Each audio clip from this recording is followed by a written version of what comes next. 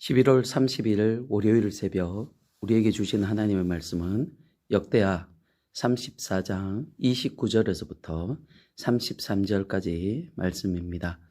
왕이 사람을 보내어 유다와 예루살렘의 모든 장로를 불러 모으고 여호와의 전에 올라가매 유다 모든 사람과 예루살렘 주민들과 제사장들과 레위 사람들과 모든 백성이 노소를 막론하고 다 함께한지라.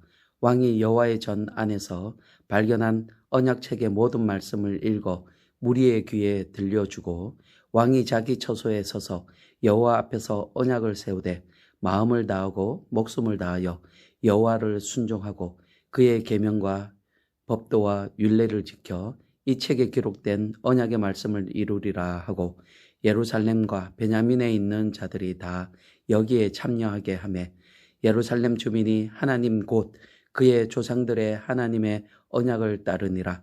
이와 같이 요시야가 이스라엘 자손에게 속한 모든 땅에서 가증한 것들을 다 제거하여 버리고 이스라엘의 모든 사람으로 그들의 하나님 여호와를 섬기게 하였으므로 요시야가 사는 날에 백성이 그들의 조상들의 하나님 여호와께 복종하고 떠나지 아니하였더라.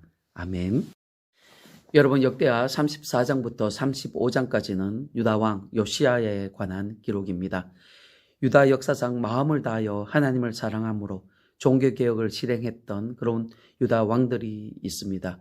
그들 왕들 중에 가장 포괄적인 종교개혁을 실행한 왕이 바로 요시야 왕입니다.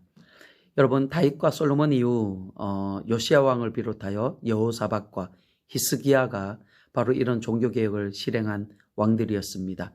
이 세 왕이 하나님을 사랑하여 하나님의 길로 갔던 왕들이었습니다. 그런데 여러분, 여기서 하나님을 전심으로 따랐던 왕이 유다 역사에 있어서 3명밖에 되지 않았다라는 것이 사실 우리를 조금은 서글프게 합니다. 북쪽 이스라엘의 역사는 우상 숭배로 정철된 그런 역사였기에 북이스라엘 왕들을 제외하고 남쪽 유다 왕들만 보면 솔로몬 이후에 350여 년간 20명의 왕이 있었습니다.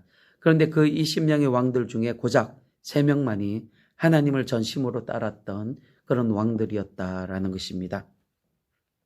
여러분, 이렇게 하나님을 따르는 길은 넓은 길이 아니라 좁은 길입니다. 다들 가려고 하지 않습니다. 소수의 사람들만이 이 길을 갑니다. 여러분, 항상 많은 사람들이 주장하는 그런 많은 사람들이 편에 있는 그런 여론은 진리의 편이 아닙니다. 여론은 진리의 반대편에서 진리를 따르는 좁은 길로 가려는 그 소수의 사람들을 대적합니다. 그럼에도 불구하고 이 좁은 길이 저와 여러분들이 반드시 가야 할 길입니다. 여러분이 이 길에 생명이 있습니다. 영원한 생명이 여기에 있습니다. 처음 이 길은 좁고 힘들지만 계속 가다 보면 넓고 쉬운 길이 됩니다. 왜냐하면 하나님께서 우리와 동행해 주시기 때문입니다. 중요한 것은 인내함으로 이 길을 묵묵히 가는 것입니다. 하나님의 때를 기다리며 조용히 이 길을 뚜벅뚜벅 걸어가는 것입니다. 기도하며 하나님의 도우심을 구하며 가는 것입니다. 이 좁은 문의 끝은 여러분, 하나님께서 숭궁과 같이 해주시는 그런 놀라운 축복이 있습니다.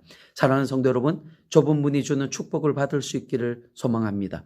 좁은 문이 주는 말할 수 없는 하나님의 평강과 영광이 여러분 가운데 있기를 주님의 이름으로 축원합니다. 여러분, 요시야는 암몬 왕의 아들로 그의 나이 8세에 왕이 되었습니다. 그리고 31년간 유다를 다스렸습니다. 요시야 왕의 가장 큰 업적은 앞에서 말씀드린 것과 같이 종교개혁입니다. 그가 왕이 된 지 8년째 나이로 16살이 되던 해에 그는 하나님을 찾기 시작하였습니다. 그는 어린 나이에 하나님을 찾았습니다. 그의 할아버지 므낫세와 그의 아버지 암몬 왕과는 비교되는 그런 모습입니다. 그들은 어린 나이부터 우상들과 잡신들을 찾았습니다. 하지만 요시야는 하나님을 찾았습니다. 비록 어렸지만 여호와 하나님을 향한 믿음만이 자신과 유다 백성들이 살 길임을 그는 잘 알고 있었습니다. 대부분의 사람들이 반대하는 길이었습니다. 하지만 그는 묵묵히 그 좁은 길을 갑니다. 그리고 그의 나이 20세가 되던 해에 유다 전국에 널려있던 우상들을 제거하는 그런 종교개혁을 단행합니다.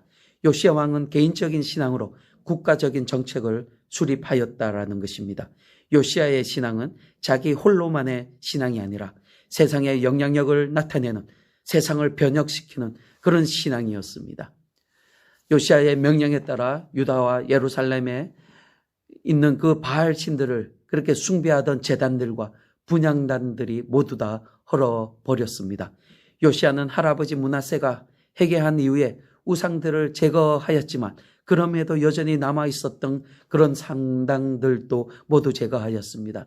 그는 아주 철저하고도 세밀하게 종교개혁을 단행한 것입니다. 작은 틈이라도 사단에게 내어주지 않는 그런 철저한 종교개혁을 실행한 것입니다. 그리고 요시야의 종교개혁은 유다와 예루살렘뿐만 아니라 북이스라엘 지역인 므낫세와 에브라임 그리고 납달리 지역까지 돌아다니며 종교개혁을 추진하였습니다. 요시야 왕은 하나님께서 처음 이스라엘 백성들에게 허락해 주셨던 그 약속의 땅 가나안 전 지역에 그 종교개혁을 단행한 것입니다.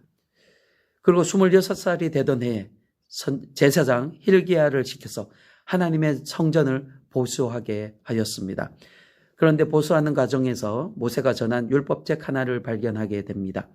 요시야는 신하가 읽어주는 이 율법책의 내용을 듣고는 그의 옷을 찢으며 애통해야 합니다.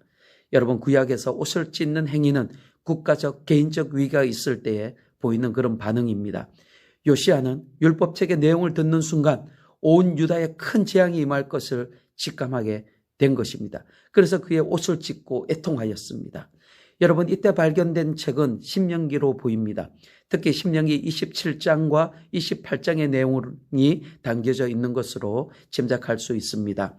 당시 유다의 역사가 어떠했는가를 감안해 보면 율법책의 내용처럼 지금 유다는 아주 심각한 위기 상황에 놓여 있었던 것입니다.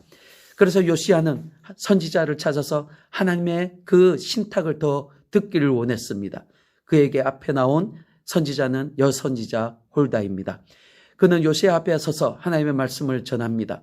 홀다가 전하는 하나님의 말씀은 율법책의 내용처럼 하나님의 진노가 머지않았다라는 것입니다.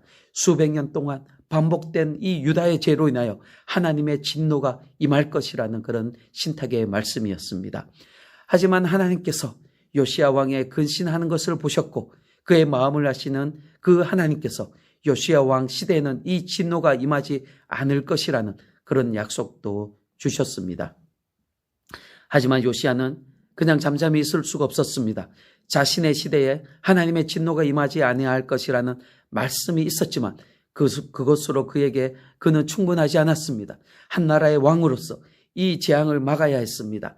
그것을 막으려면 유다의 모든 백성들이 다시 하나님께로 돌아와 회개해야 한다라는 생각을 가집니다.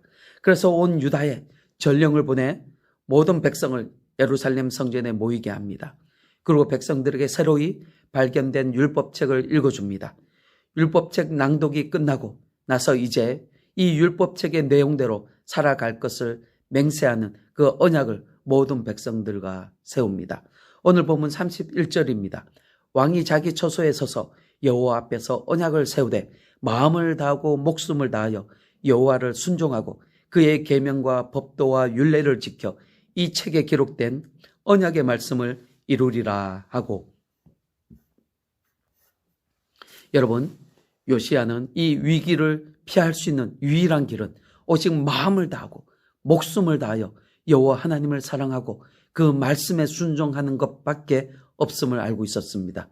이미 하나님께서 유다에 대한 심판을 선언하셨지만 지금이라도 백성들이 다시 하나님께 돌아와 전심으로 회개하면 하나님께서 은혜를 다시 베풀어 주시고 이미 선포된 그 심판을 해수 내지는 유보할 수 있다는 점을 요시야 왕은 너무나 잘 알고 있었던 것입니다. 그래서 오늘 전 백성들이 모인 자리에서 언약식을 가지는 것입니다. 백성들도 요시야 왕의 이런 의도를 잘 알고 오직 하나님만을 섬길 것이라고 화답을 합니다. 그리고 개인의 삶 속에 남아있던 이교적인 물건들과 그리고 예배의 요소들을 완전히 제거해 버립니다. 여러분, 요시야는 종교개혁을 통해 유다를 완전히 바꾸었습니다. 아주 작고 작은 그런 개인적인 것에서부터 국가적 정책까지 모두 다 바꾸어 버렸습니다. 하나님 앞에서 죄가 되는 것은 모조리 제거하였습니다. 사랑하는 성도 여러분, 저와 여러분의 가정에서 이렇게 종교개혁이 단행되어야 할 부분들이 있습니까? 아주 작은 행동이나 습관이라도 그것이 하나님께 나가는데 걸림돌이 된다면 과감하고도 철저하게 제거하는 그런 종교개혁을 단행할 수 있기를 바랍니다. 그것이 저와 여러분의 살 길이며 하나님과의 관계가 회복되는 길입니다. 이렇게 철저하게 종교개혁을 여러분의 가정에서부터 여러분 삶에서부터 단행함으로 하나님 앞에서 더 정결하여 하나님과의 친밀한 관계를 유지하는 저와 여러분의 가정이 다 되시기를 주님의 이름으로 축원드립니다. 아멘.